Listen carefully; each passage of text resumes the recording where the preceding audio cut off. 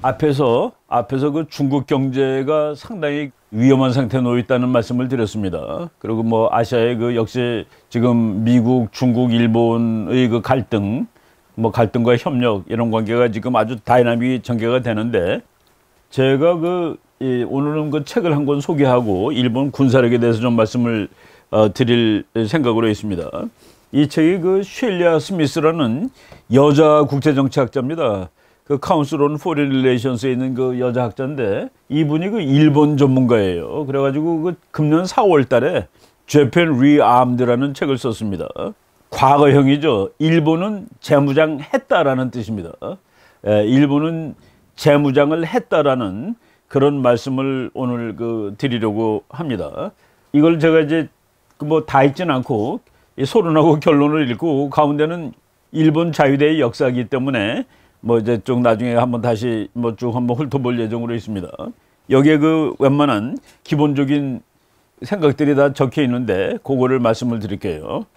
여기 이제 앞에 보면은 일본이란 나라가 그 일본의 외교 정책에 어떤 사람은 없다라고 얘기하는데 일본의 가장 중요한 외교 정책은 세계에서 제일 힘센 나라와 항상 같은 편에 선다가 일본의 외교 정책입니다. 저희가 그 100회 기념 강의할 때도 그런 말을 했었습니다. 일본은 영국하고 같은 편이었고 또 독일이 한참 잘날 때 독일하고 같은 편이었고 그리고 한번 에러를 범한 것이 미국한테 덤벼든 것이죠. 그리고 그다음에는 뭐 미국한테 찰썩 붙어 있습니다. 그거를 상징하는 것이 미국의 항공모함은 미국의 힘의 상징입니다. 근데 미국의 항공모함 중에 한 대가 그 모항이 그냥 문자 그대로 어머니 항구죠. 그 배의 고향입니다. 일본을 그 모항으로 삼는 미국 항공모함이 있습니다. 그래서 해외에 미국의 항공모함의 모항은 유일하게 일본에 있습니다. 우리는 어떤 때는 미국 항공모함 오면 가서 데모하는 사람도 있죠. 근데 일본은 아예 항공모함의 고향을 제공을 했습니다. 그 정도로 미국한테 잘해주고 미국한테 아부하고 그랬는데 이 쉘리아 스미스 박사는 기왕에 그런 일본 국가 전략이 지금 테스트 당하고 있다라고 이 전제를 합니다. 일본의 정치가들이 이거 계속 믿을 수가 있는 거냐에 대해서 심각하게 번민하고 있는 중이다는 얘기입니다. 몇 년 동안. 그 아베가 된 다음에 일본이 군사력이 자꾸 세지고 있죠. 그리고 헌법에 일본은 군사력을 갖지 못하는 나라다 그랬는데 그걸 어떻게 해서라도 바꿔보려고 노력하고 고치려고 노력하고 그러는 것이 일본이 지난 몇십 년 동안 안보는 완벽하게 미국한테 의존한다는 그 정책이 지금 테스트 당하는 그런 것이라고 보는 겁니다. 그럼에도 불구하고 일본이 이제 미국하고 뭐 있는 힘을 다해서 이제 자꾸 엮어 놓는데 여러분 그 센카쿠라는 이 조그만 섬 일본말로 센카쿠고 중국말로는 다오이다오라는 섬이 있습니다. 조대 뭐 이렇게 쓰는데 그 섬을 일본도 짓거라고 그러고 중국도 짓거라고 그럽니다. 지금 현재 그 일본이 장악을 하고 있는 것이죠. 오바마 대통령이 2014년에 일본을 방문했을 때 아베하고 약속을 한 게 있습니다. 거기에서 중국이 그 섬을 공격하면은 미국이 그 섬을 막아준답니다. 그러니까 미일 방위 조약의 중요한 하나의 그 대상이 되는 거예요. 그리고 그때 미국이 무슨 말까지 했냐면은 중국이 뺏으면 다시 뺏어줄게까지 얘기를 했습니다. 중국이 뺏으면 다시 뺏어줄게까지. 그리고 그 똑같은 얘기를 2017년 2월 달에 트럼프도 그걸 확인해 줬습니다. 중국이 센카쿠에서 찝쩍거리면은 미국이 내가 막아줄게 라고 재확인했는데 그 무렵에 일본 사람 요 책입니다. 일본 사람의 24%만이 미국을 신뢰할 수 있다라고 대답을 했다는 거예요. 그러니까 미국을 어떻게 믿니? 하긴 미국하고 전쟁한 나라고. 뭐 일본 사람도 속 마음에 그 멍이었겠습니까? 핵폭탄을 맞은 나라인데 그것도 2발씩이나. 지구에서 핵폭탄 맞은 나라는 일본밖에 없죠. 이런 뭐가 있을 겁니다. 그리고 미국하고 일본이 잘 지내다가 그 닉슨 대통령이 그때 이제 소련을 붕괴시키기 위한 하나의 미국의 대전략이죠.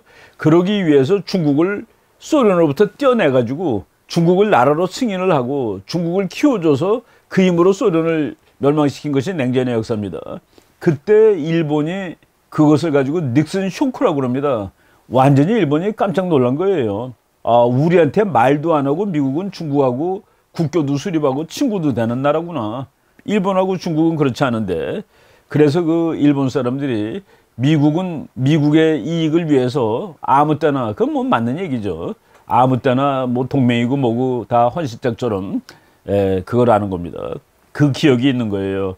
그래서 미국이 생각구에서 중국이 덤벼들면은 미국이 막아준다 하는 말에 그 말을 했음에도 불구하고 일본 국민의 24%만이 미국을 신뢰할 수 있다라고 대답을 하는 것이죠. 그래서 지금 일본 사람들이 이 자위대의 역할에 대해서 상당히 이제 다시 생각하는 겁니다. 이거는 정말 중요한 거야 라고 얘기를 하는데, 요 평화헌법 구조에 이 쉘리아 스미스 박사의 해석에 의하면은 그 평화헌법 구조는 일본의 군사력이 얼마가 돼야 되는지, 또는 일본은 얼마나 그 레털리티라고 그랬습니다. 레털리티는 뭡니까? 잔인한, 또는 뭐 죽일 수 있는 그런 거죠. 그러니까 얼마나 무서운 무기를 가져야 되는지, 그리고 무기를 몇 개를 가져야 되는지에 대한 아무런 제약이 없다는 겁니다. 전쟁을 하지 못하는 나라라고 얘기를 했지만은 무슨 무기를 가질 수 없다는 그 제약이 없대요. 그런 상황을 지금 일본이 활용을 하는 것이죠. 그래서 일본이 자위대임에도 불구하고 어마어마하게 강한 군사력을 가졌고, 그래서 우리나라 신문에 막 나듯이 일본이 뭐 지금 막 그 재무장에 야욕을 보이고 있다가 아니라 재무장했다라고 얘기를 하는 겁니다. 이미 뭐 세계적으로 막강한 군사력을 가졌으니까. 그리고 이제 결국은 일본의 정책을 앞으로 어떻게 갈 거냐 하는 가장 중요한 것은, 우린 뭐 다 그렇게 알고 있죠. 스레트 퍼셉션이라는 개념이 있습니다. 위험하다고 느끼면은, 그러니까 똑같은 것을 보고 저거 위험한 거 아니야 라는 거 하고, 이거는 정말 위험한 거야 하고 그 인식에 따라 달라지는데, 행동이. 그 스레트 퍼셉션. 일본 사람들은 그동안에 주변에서 일어나는 일에 대해서 그 위협 인식을 하지 않고 있었습니다. 한국에서 일어나는 문제, 북한에서 일어나는 문제, 중국에 있는 문제도 이거 다 미국이 다 해주는 거야 해가지고 스레트 퍼셉션, 위협 인식을 안 하고 있었는데, 그래서 이 저자가 이렇게 썼습니다. Long dormant factor. 도만트라는 거는 이제 자고 있다, 졸고 있다 그런 뜻이죠. 이 스레트 퍼셉션이라는 거는 오랫동안 팩터가 아니었습니다라는 그런 얘기예요. 그런 건 없었죠. 그런데 지금 와서 일본의 지도자들은 일본의 국가 전략을 위해서 군사력을 사용할 수 있다는 데 대해서 점점 안락하게 생각하고 있는 겁니다. 옛날에 군사력 사용은 절대 안 돼라고 했는데 2차 대전 끝나고서는 이것 때문에 우리가 이게 다 죽는구나라고 생각을 했던 거죠. 근데 지금 이제 몇십 년 지나면서 뭐 그것도 할 수 있는 것이지 라는 느낌을 가지고 있다는 얘기입니다. 그래서 세계가 변하고 미국의 대일 정책도 급격히 변하고 있고, 이런 상황에서 이제 일본이 쭉 적응해 왔는데, 이 일본의 그 자위대는 요게 요 깃발이 일본 자위대 깃발입니다. 그 뭐 태양 이렇게 뻗어나가는데, 요거가 이제 좀 줄기가 많은 거를 이제 우리나라 사람들 보면 아주 그 경악하는 깃발이 있습니다. 우길기라는 깃발을 보면 이제 요거보다 좀 빗살이 좀 얇은 게 있어요. 그거는 일본 해군 깃발입니다. 이거는 자위대 전체 깃발이고, 그런데 이제 이 자위대가 생긴 것은 제가 뭐 여러 번 강조했습니다만은 한국전쟁 때문입니다. 한국전쟁 때문에 일본이 이제 군사력을 가지게 되고 무장을 하게 된 겁니다. 그리고 그런데 이 쉘리아 스미스 교수가 뭐라고 그러냐면은 SDF가 이제 자위대예요. 자위대는 SDF was armed with the most technologically advanced aircraft produced under the license of the United States. 일본은 세계에서 기술상으로 가장 앞선 비행기를 가지고 있습니다. 그 비행기는 미국의 라이선스를 받고 일본이 만드는 겁니다. 세계에서 제일 좋은 비행기를 가지고 있고 기술적으로. And Japan could claim to have Asia's most powerful navy. 일본은 아시아에서 가장 막강한 해군을 가지고 있다고 선언할 수 있을 정도다. 우리가 이 말이 의미하는 바를 알아야 됩니다. 일본의 전투기는 세계에서 제일 좋은 전투기고 일본 해군은 아시아에서 1위다는 얘기입니다. 중국이 아닙니다. 클레임할 수 있을 만큼 그런 좋은 해군을 가지고 있다는 거죠. 그리고 일본의 지도자들은 점차 군사력을 국가를 위해서 사용할 수 있는 도구로 보기 시작하고 있다. 현재까지는 이 사람이 이제 일본 사람들의 그 지도자들이 언급 이런 걸 쭉 분석을 했는데, 현재까지는 일본은 전쟁을 억제하는 것을 가장 중요한 군사력의 목표라고 보고 있는데, 언제 그것이 바뀌어질지 그거는 알 수 없다는 그런 얘기입니다. 그것은 알 수 없다. 이제 그 일본 사람들이 생각을 바꾸는데 몇 가지 중요한 변수가 있는데 일본 정치가들이 또는 일본 국민들이 미국을 얼마나 신뢰할 수 있는가, 이 여부가 향후 일본 사람들이 군사력이 무엇이고 그것은 써야 되는 것인지 어떻게 해야 되는 것인지에 대한 그 접근 방법을 결정하는 변수다라는 얘기입니다. 그동안에 일본 사람들의 그 군사력에 대한 인식은 주로 중국, 북한의 행동에서 연원한 겁니다. 저는 말이죠, 이 교수가 이 다음번 책을 쓴다면은 여기 혹시 노스코리아가 아니라 사우스코리아도 포함될지 모르겠다라는 그런 느낌이 듭니다. 그리고 트럼프 대통령이 이제 말을 좀 복잡하게 하고 못 알아듣게 하는데 동맹에 대해서 이렇게 그 값어치를 안 두는 말을 드문드문하죠. 선거할 때는 한국에 전쟁 나면은 안 도와줄 거야. 일본도 부자 나라인데 뭐 미국이 다 도와주나 이런 말 막 쓰는데, 그리고 미국이 아시아의 해양 지배를 포기하는 경우, 그런 경우가 여기 나와 있습니다. 아시아의 해양 지배를 포기하는 경우, 이거는 사실상 있을 수는 없는데 무슨 얘기냐면은 중국이 미국에 대해서 맞짱 뜰 만한 나라가 아니라고 생각을 하게 되면은 미국은 여기서 이렇게 애써서 여기 지키지 않는다는 그런 얘기입니다. 그러니까 지금처럼 막강한 해군력이 없어요. 왜? 중국이 위협이 아니니까. 그때 그거를 미국이 아시아의 해양 지배를 포기하는 경우, 그때 일본은 이런 것들을 다 시나리오로 삼고 이미 다 이것을 생각하고 있고 여기에 맞춰서 군사력을 어떻게 쓸지를 이제 일본 사람들은 생각하고 있다는 얘기입니다. 이 1장의 이 서론의 거의 맨 마지막 부분에 나온 말인데 이런 말이 있어요. 아시아는 점차 더 걱정스러운 곳으로 되어가고 있다. 그리고 미국은 동맹의 효용에 관해서 논쟁을 벌이고 있다. 그렇죠. 지금 아시아가 정말 복잡해지고 있는데 미국의 일각에서 뭐 대통령이 동맹의 효용에 관해서 논쟁을 벌이고 있는 와중에 일본 사람들은 이렇게 생각할 수 있다는 경고를 하는 겁니다. 그 내 군사력이 아니라 남의 거를 빌린 군사력은 현명하지 못한 일이야. 남의 군사력을 빌린다는 건 현명하지가 못하지. 이렇게 될 때 일본은 어떻게 행동할까 하는 그런 얘기죠. As Asia become more fraught, 아시아가 점점 더 걱정스러운 곳이 됨에 따라 and the US debates the benefits of its long-standing alliance network. 그리고 미국은 정말 오랫동안 유지되어 왔던 이 동맹 네트워크의 효용성에 대해서 논쟁을 벌이고 있는 이런 상황에서 일본은 Japan's reliance on borrowed military power may prove unwise. 일본이 자기 군사력이 아니라 미국 군사력을 빌어 쓰는 거나 마찬가지죠. 그것은 현명치 못한 일이라고 생각하게 될 수도 있다.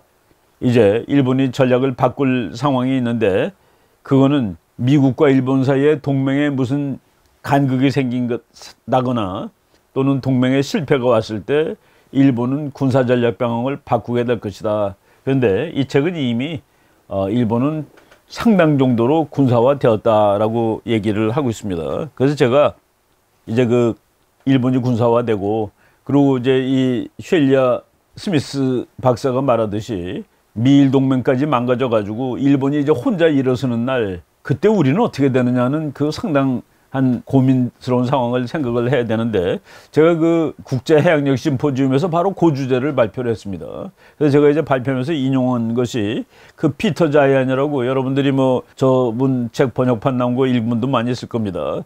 그 사람이 한국판 서문에 쓴 말을 인용을 했는데, 만약 지금 쉘리아 스미스 교수가 말하듯이 미국과 일본의 동맹에 무슨 간극이 생기고 일본이 이제 스스로 남의 군사력이 아니라 내 군사력 가지고 이 좀 세상을 한번 살아봐야 되겠다라고 결심하는 날, 그때 우리가 당면할 세상을 이제 피터 자인이 이렇게 썼습니다.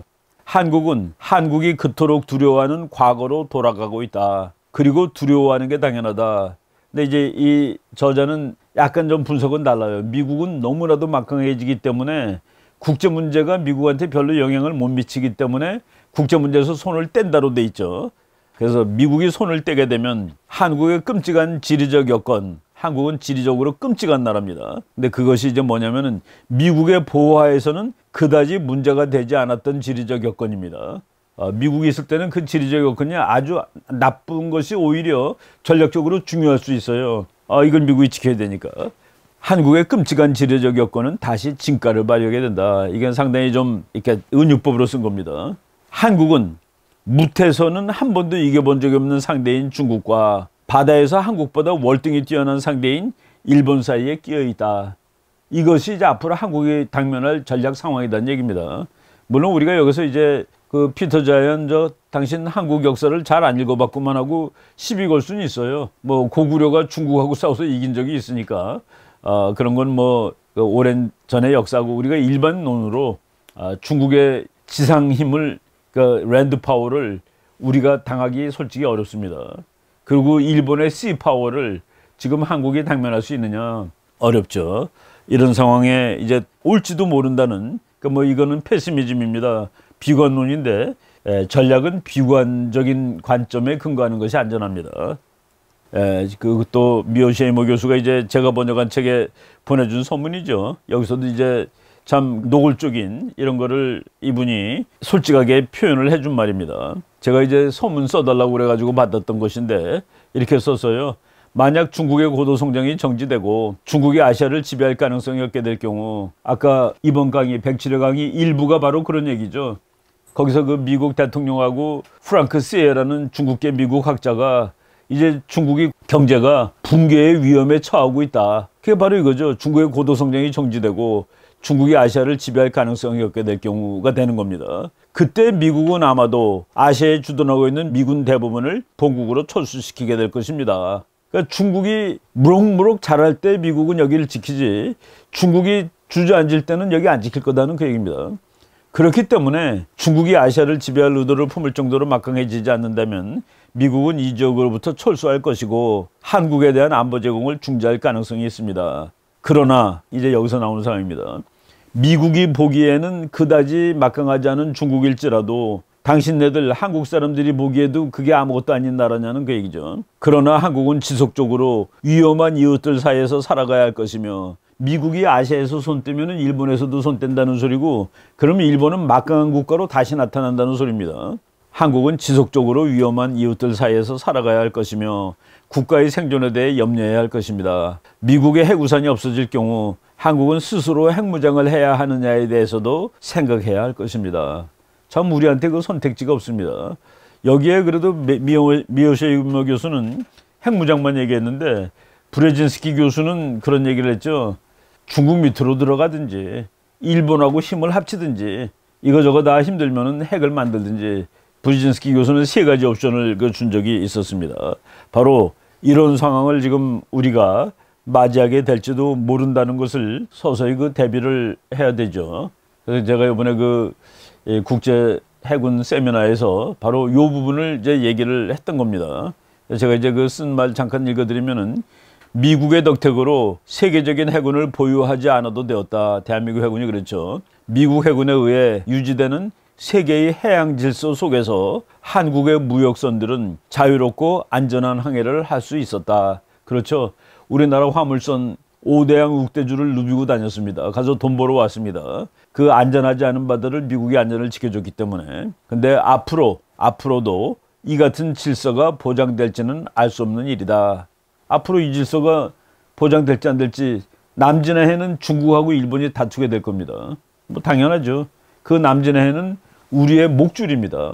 거기가 엉망이 되고 끊기면 우리 죽습니다. 대한민국이. 왜? 거기가 우리의 생명선이니까. 이런 상황이 앞으로 다가오는데 제가 오늘 그 많은 사람들이 일본의 힘에 대해서 일본을 이제 과소평가하는 사람들이 많죠. 경제력도 그렇고 뭐 군사력도 그런데 우리가 일제차를 안 사주면은 일본이 큰일 나냐. 그 뭐 통계 다 나와 있습니다만은 우리나라가 뭐 일제차를 1년에 한 3만 5천 대? 뭐 그 정도 사는 것 같더라고요. 일본의 그 토요타만 1년에 거의 1,000만 대 만듭니다. 토요타만 거의 1,000만 대 가까이 만들어요. 그러면 3만 5천 대가 몇 %입니까? 그거 우리가 안 산다고 그래서 토요타가 끼우뚱거리지 않습니다. 이런 것들을 이제 잘 알아야 되는데 오늘 그 일본의 뭐 이름만 자위대지 이거는 일본 국군이죠. 국군. 일본 국군이란 말 절대로 못 쓰게 하기 때문에 이제 쓰지 않습니다만은 1954년 7월 1일 날 생겼습니다. 이건 완전히 한국 전쟁 때문에 생긴 거예요. 2차 대전 끝난 다음에 미국이 너는 다 이제 농사꾼밖에 할 거가 없어. 그래서 그냥 다 팔다리 다 잘라버렸습니다. 너는 이제 농부야. 근데 그 농부인 나라를 다시 총을 쥐어준 것이죠. 한국에 전쟁 나는 거 보니까 안 되겠다 해가지고, 그래서 일본 자위대는 해상 자위대, 육상 자위대, 항공 자위대, 국군이라고 부르지도 못하는 그 웃기는 이름을 가진 군대입니다. 근데 그 군대가 얼마나 센지, 그리고 말이죠. 일본은 자위대를 만들고, 그래서 이제 장위대를 만들었으니까 그 국방부가 있어야 되는 거 아닙니까? 그래서 국방부를 만들었는데, 일본은 부라고 안 그러고 성이라고 그러죠. 뭐 무슨 성 이렇게. 그런데 국방성, 뭐 방위성이란 말을 못 쓰고 방위청이라고 불렀습니다. 그러니까 우리나라 내무부 속에 경찰청이 들어가잖아요. 그러니까 경찰청장은 장관이 아닙니다. 그런데 일본의 뭐 재무장관 뭐 이렇게 다 성인데 방위만은 청이었습니다. 그러니까 방위청으로. 그러니까 방위성 장관이라는 거는 2006년에 생겼습니다. 그러니까 물론 만든 다음에, 그러니까 그 방위기구를 만든 다음에 53년 만에 이제 방위성으로 승격이 되는 겁니다. 방위청에서. 그러니까 이제 얼마나 이제 급이 이제 올라가는 것이죠. 그리고 일본 그 지금 군사력이 다쳐서 24만 7천 명, 그러니까 우리나라의 반도 안 돼요. 그리고 일본의 그 예비군이라는 게 5만 6천 명밖에 되지 않습니다. 근데 국방비는 뭐 우리보다 조금 더 많습니다. 우리가 세계 9위, 10위 되면 일본은 우리보다 한둘 등수가 위입니다. 근데 우리는 한 2.5% GDP에 한 2.5% 쓰는 거고, 일본은 0.9%를 쓰는 건데 우리보다 숫자가 더 많다. 경제력이 한 3배 정도 되니까 이런 수치가 나오는 것입니다. 여러분이 그 동경에 있는 일본 방위성 건물 사진 보는데 우리나라 국방부보다 결코 건물이 작아 보이지 않습니다. 이렇게 그 옆에 안테나 시설이라든가 이런 것들이 다 하나의 그 국방부와 같은 그런 모습을 갖추고 있다는 이런 생각이 듭니다. 예, 이제 제가 그 일본의 무기들 몇 개를 좀 설명을 할 텐데, 일본 무기 중에서 제일 무서운 건 역시 해군입니다. 그리고 현대, 지금 이제 무역국가의 시대죠. 무역국가의 시대는 역시 그 바다를 장악하는 나라가 세계를 장악할 수가 있습니다. 해양국가들이 항상 세계 챔피언이 됩니다. 대륙국가가 세계 챔피언에 도전을 했지만은 챔피언이 된 적이 한 번도 없습니다. 독일이라든가 프랑스, 히틀러, 나폴레옹 이런 사람들이 패권에 도전을 했는데 독일과 프랑스가 전부 대륙국이었습니다. 그리고 도전에 당면한 나라가 그때 영국이었는데, 영국은 해양국가고 도전자가 프랑스, 독일은 대륙국가죠. 그때 물론 이제 나중에는 미국이 도와줘서 영국이 승리를 했습니다만은, 아무튼 해양국가가 이 패권 전쟁에서 이겼습니다. 그리고 소련이라는 대륙국가가 미국의 패권에 도전했는데 미국이 이겼죠. 그리고 지금 중국이라는 대륙국가가 미국 패권에 다시 도전을 하는 그런 중입니다. 세계의 역사를 보면은 해양국가가 또 이기는 것이 거의 당연합니다. 근데 이제 일본은 그건 아니지만은 이제 일본이 해군이 엄청나게 강합니다. 네, 이제 육군부터 말씀을 드릴게요. 여러분들이 지금 그 보시는 그림이 그 90식 전차라는 그림입니다. 90식 전차. 그 90년대에 이제 일본이 만들어가지고 탱크로서 기능을 하게 됐는데, 저거 나왔을 때 한국의 전문가들이 솔직히 많이 놀랐습니다. 우리 그 지도 교수님이, 야, 일본 저 탱크 만들었어 하고서. 그런데 이 탱크를 만든 그 목적이, 일본 제일 북쪽에 올라가면 북해도라는 섬이 있습니다. 홋카이도라는 섬인데, 이 전차는 소련군이 북해도에 침략해 왔을 때 가서 소련군을 막는 그런 탱크로 만들었습니다. 이 탱크가 이제 50톤이나 되는데, 그래서 일본에 있는 도로를 쓸 수가 없습니다. 일본 고속도로에 저희 가면 길이 다 망가지고, 일본 교량 중에서도 50톤짜리 무게를 지탱할 게 없어요. 그래서 이거 왜 만드느냐고 이제 반대하는 사람도 많았고, 일본은 또 평화주의자가 이제 그동안 많이 양성됐기 때문에. 그런데 이 탱크는 그때 만들었을 때, 지금도 마찬가지입니다. 세계에서 제일 좋은 탱크하고 같은 탱크입니다. 저거는 심지어는 우리 그때 교수님 말씀은 그였습니다. 이기택 교수님이 그때 말씀해 주는데, 이 삐뚤어된 이렇게 이 기울어진 데 갈 때는 이쪽 그 캐터필러가 올라가 가지고 탱크 쏘는 데가 평행을 유지할 수가 있다는 거예요. 그 정도로 그 막강한 성능을 과시하는 그런 탱크였다는데, 이거 지금 읽어보니까 뭐 글로벌 시큐리티 같은 데가 이제 군사 자료로서는 세계적으로 제일 그 좋은 홈페이지인데 여기에 이렇게 썼더라고요. First class tank that is equal to any tank made by leading nations of the world. 이 탱크는 1급 탱크다, 최우수 탱크다 이런 얘기입니다. 세계를 끌어가는 제일 괜찮은 나라들이 가지고 있는 제일 좋은 탱크랑 같은 급의 탱크야. 이거는 이제 뭐 미제를 흉내냈다기보다도 자기 거를 그냥 만든 그런 유명한 탱크로 알려져 있습니다. 그래서 그 일본 뭐 이게 그냥 육군, 일본 육군은 뭐 그냥 사실은 보잘것이 없죠. 일본 본토나 방어하는 그 수준이기 때문에 아무튼 그냥 이런 그 좋은 탱크가 있다는 말씀을 드립니다. 일본의 군사력을 상징하는 것은 역시 그 일본의 해상자위대입니다. 여기 지금 해상자위대 마크가 이게 바로 그 우길기라고 그러는 거죠. 태양에 빛이 뻑 뻗어나가는 이런 깃발입니다. 이거가 이제 제국주의 깃발이라기보다도 일본 해군기입니다. 이 깃발은 뭐 무려 100년도 더 쓴 깃발이에요. 그래서 일본 제국주의의 깃발이 아니라 일본 해군기인데 우리는 지금 제가 그랬죠. 역시 그 해군이라는 것이 그 힘을 보여주는 그 쇼 오브 포스, 뭐 건보트 디플로머시 이거 다 해군이 하는 겁니다. 근데 그 일본 해상자위대가 뭐 우리나라 해군보다 이제 많이 강합니다. 이걸 제가 좀 말씀을 드리면은 우리가 그때 그 일본하고 영국이 거의 동맹 수준으로 한다고 그랬죠. 그래서 영국의 그 항공모함, 일본의 항공모함이 서로 이제 교차 왔다 갔다 하면서 이제 훈련도 같이 하고 그랬는데 그 이즈모 클래스라는 항공모함이 이건 뭐 항공모함이라고 말하는 게 맞을 거예요. 일본 사람들은 DDH라고 그래가지고 헬리콥터용 구축함, D로 나가는 게 다 디스트로이어 구축함이라는 뜻인데 이거는 뭐 그냥 항공모함으로 봐도 됩니다. 27,000톤까지 가는 거예요. 이거를 지금 지금 일본이 2대 가지고 있습니다. 그리고 거기에 이제 우리가 버금가는 것이 우리나라는 19,000톤짜리, 일본 건 27,000톤이라고 그랬죠.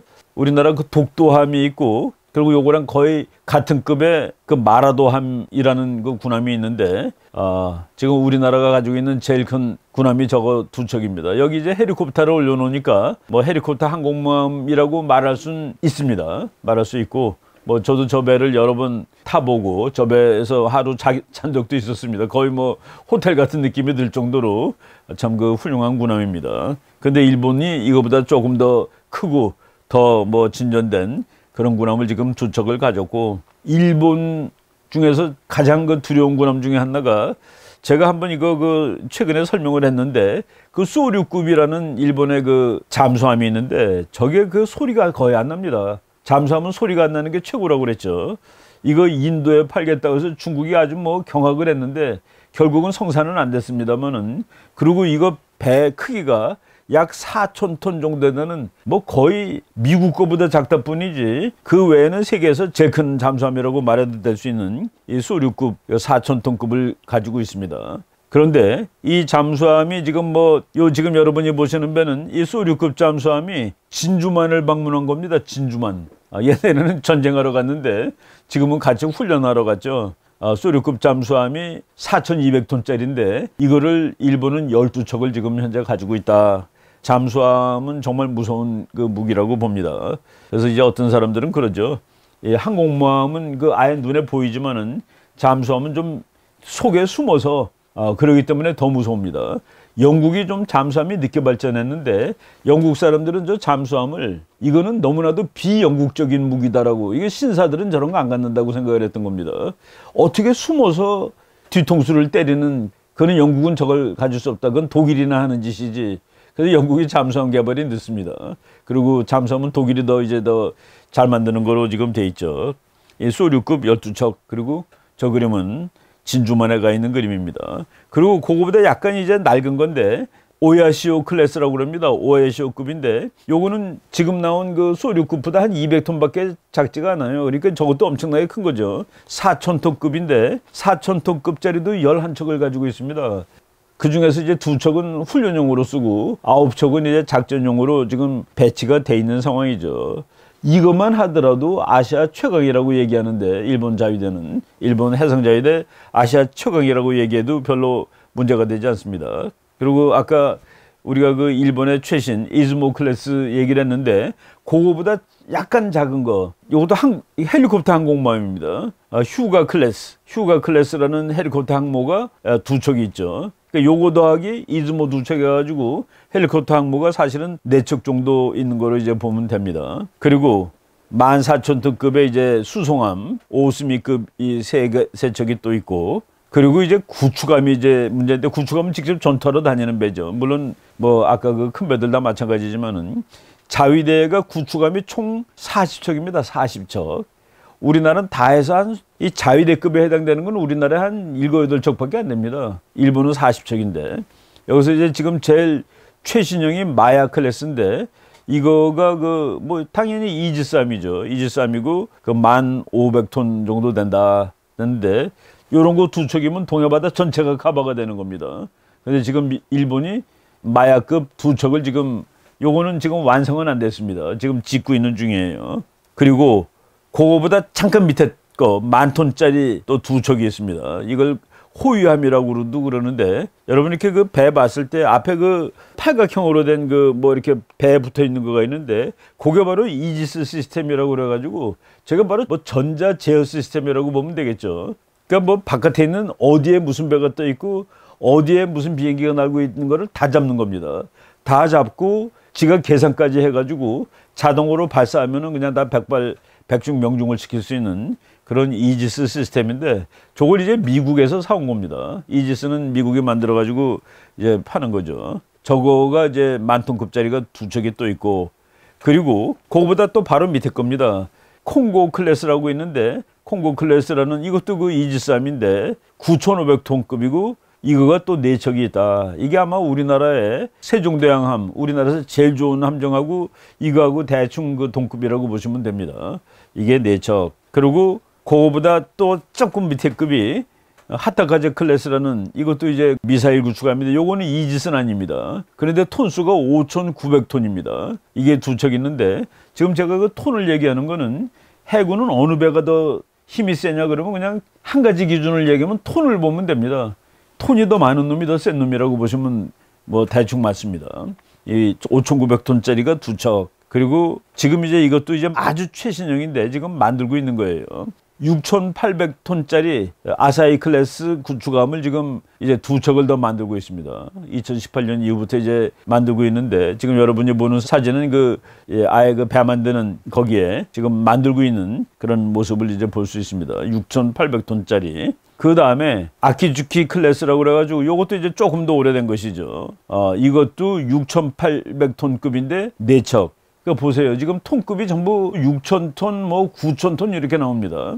그러니까 미국에서 제일 좋은 것들이 그 급이에요. 그러니까 일본이 지금 제가 지금까지 말씀드린 그 군함들은 전체가 다 미국 최고의 군함하고 같은 급이다. 그러니까 일본 군함은 성능은 미국하고 같은데 다만 숫자가 적을 뿐이다라고 보시면 될 정도입니다. 그리고 타카나미 클래스. 이거는 이제 그 이지스는 아닙니다. 이것도 6,300톤이 되는데 이게 5척. 그리고 무라사메 클래스. 제가 그 뭐 일본을 처음으로 일본 군사력 공부할 때는 무라사메 클래스 정도면 그때 일본에서 제일 괜찮은 건데, 지금은 한참 밑으로 내린 뭐 낡은 군함이 됐는데, 이거가 6,100톤인데 이것도 9척이나 됩니다. 그 다음에 아사기리 클래스라는 게 또 있는데, 일본에서는 저거를 소형으로 치는데 톤수가 4,900톤입니다. 일본에서는 저건 아예 분류를 소형으로 해버려요. 8척. 그리고 그보다 더 작은 거, 일본에서 제일 꼬마가 4,000톤입니다. 우리나라에서 제일 큰 거가 4,000톤이라고 보시면 됩니다. 물론 이제 이지스함이 몇 척이 있기 때문에 그건 더 되지만은, 그거 빼놓고 제일 큰 거를 우리나라는 4,000톤인데, 일본은 구축함 중에서 제일 작은 거가 4,000톤이다. 이거는 하츠유키 클래스라고 그래가지고 소형 구축함 4,000톤짜리. 예, 그러면 그 우리나라가 가지고 있는 거하고 한번 다시 그냥 뭐 수량으로 한번 비교를 해보겠습니다. 제가 그 일본이 그 소류급 잠수함 해가지고 4,000톤 넘는 것이 23척이라고 그랬습니다. 물론 그 이 두 척이 지금 훈련함으로 돼 있으니까 뭐 아무튼 지금 뭐 현재 작동하고 있는 4,000톤급 이상이 23척인데, 우리나라의 경우는 4톤짜리가 한 척이 있습니다. 도산 안창호급 잠수함 해가지고 지금 현재 한 척 가지고 있고, 그다음에 이제 손원일급 잠수함이라고 그래가지고 이건 뭐 2,000톤은 안 됩니다. 1,860톤. 그러니까 물에 다 가라앉았을 때 이 톤수가 1,860톤인데 그거 9척. 그리고 장보고급. 이거는 다 물에 폭삭 가라앉았을 때 1,290톤입니다. 그게 9척. 그러니까 일단 뭐 규모라든가 톤수에서 이제 상대가 안 된다는 그런 생각이 듭니다. 그 다음에 이제 수상함입니다. 수상함. 바다 그 위에 떠 있는 것이죠. 우리나라가 이지스함 3척 갖고 있는데 그 3척이 그 세종대왕함이 그 일본에서 제일 큰 거하고 톤수는 비슷합니다. 그런데 한국은 5,000톤을 딱 기준으로 했을 때 5,000톤이 넘는 배가 9척입니다. 근데 일본은 30척입니다. 30척이 5,000톤이 넘어요. 그리고 4,000톤 이상을 치면은 한국은 그 사이가 없습니다. 그래서 한국은 없어요. 근데 일본은 4,000톤이 제일 작다고 그랬죠. 그 일본은 10척. 그래서 일본에 지금 그 구축함이 40척인데 모두가 다 4,000톤은 다 넘는다는 그런 얘기입니다. 그러니까 우리나라는 보면은 이제 이순신함이 겨우 5,000톤이 넘는 배입니다. 충무공 이순신급이 6척, 그리고 세종대왕급이 3척 해가지고 9척이 5,000톤을 넘습니다. 그리고 광개토대왕함, 뭐 이름 자주 우리가 들을 수 있는 배죠. 이거 4,000톤이 채 안 됩니다.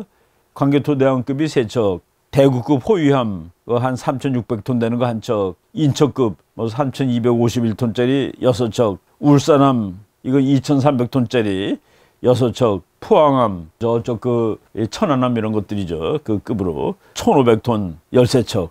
그러니까 바로 바다 위에 떠 있어서 바다 위에 있는 수상전투함, 수중전투함 이런 것들이 일본하고 아직 우리는 멀었다는 그런 얘기입니다.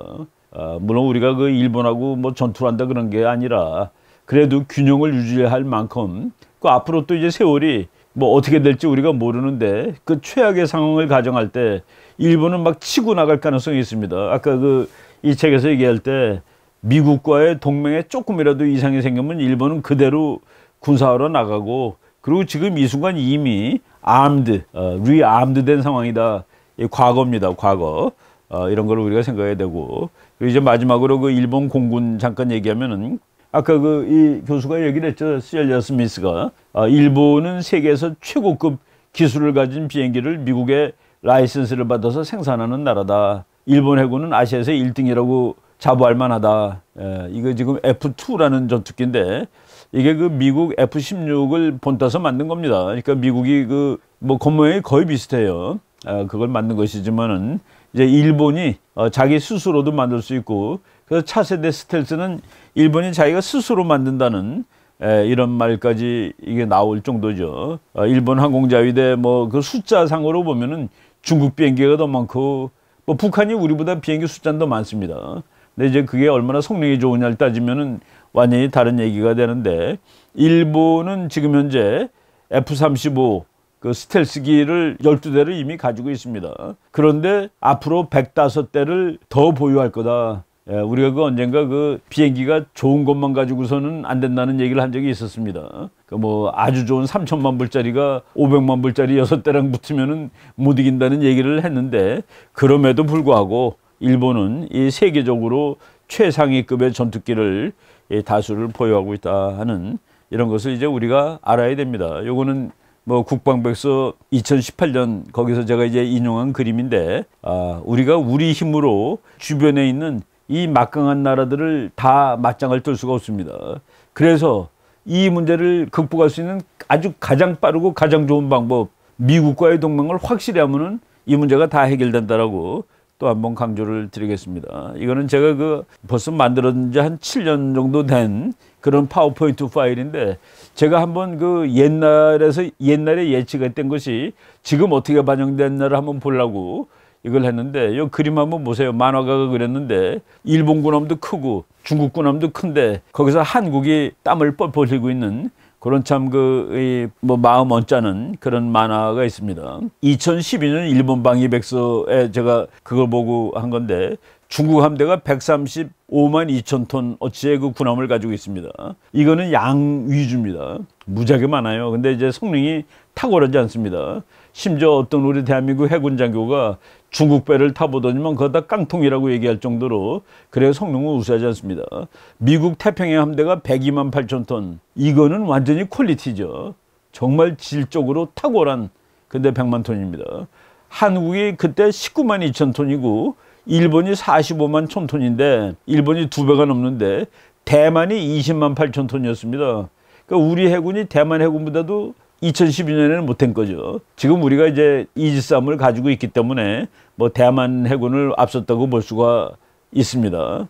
그런데 우리나라 그때 신문에 한중일 5천 톤급 이상 대형 전투함 보유 현황 해가지고 2007년 초에는 한국이 6대, 중국이 13대, 일본 28대, 28척이라고 하는 게 맞겠죠. 2020년 예상 척수 바로 내년입니다. 한국은 18척, 중국은 30여 척, 일본은 40여 척인데 이제 한 10몇 년을 내다봤는데 2019년 현재 한국은 9척입니다. 그러니까 그 목표 달성이 안 될 것 같아요.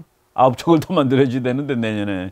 일본은 40여 척이라고 하는데 30척까지 갔습니다. 그러니까 일본이 목표 달성률이 우리보다 더 높습니다. 한번 생각해 보세요. 일본은 군사력을 못 가지게 돼 있는 나라고 자위대라는 그런 이름을 가진 나라인데 군사력 증강 그 목표 달성률이 우리보다 더 좋다는 그런 얘기죠. 예, 이런 상황들을 뭐 이거는 제가 아니라 그 뭐 우리나라 전문가들이 이런 군사 자료를 많이들 제공하고 있습니다. 유튜브 방송도 있고 뭐 또 이제 그런 글들도 많이 있어요. 여러분들이 한번 참고하면 되시고 저는 이렇게 일본 군사력은 우리가 생각하는 것보다 많이 커졌다 이미. 그리고 일본으로 하여금 이렇게 행동하게 하는 그 근거, 빌미 이런 것을 우리가 자꾸 제공하면 안 될 거다라는 그런 말씀을 드리고 싶습니다.